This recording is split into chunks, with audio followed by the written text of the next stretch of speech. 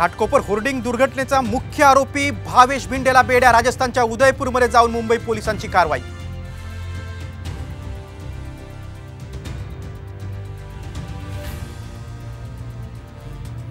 Ghatkopar hoarding दुर्घटनेची Pimpri चिंचवडमध्ये पुनरावृत्ती. मोशीमध्ये hoarding कोसळून काही गाड्यांचं नुकसान. सुदैवाने मोठी दुर्घटना टळली.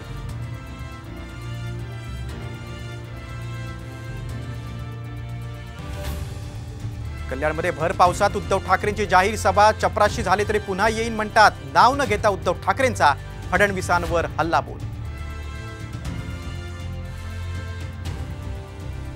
नाशिकमध्ये हेलिपॅडवर मुख्यमंत्र्यांच्या बॅगांची तपासणी तर हा राजकीय स्टंट असल्याची विरोधकांची टीका.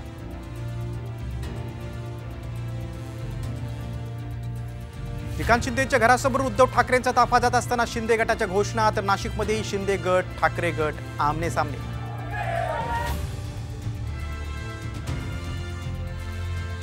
शिवाजी पार्कातील नरेंद्र मोदींचं कटआउट निवडणूक आयोगाने हटवलं. संतप्त भाजप कार्यकर्त्यांची पोलिसांसोबत बाचाबाची.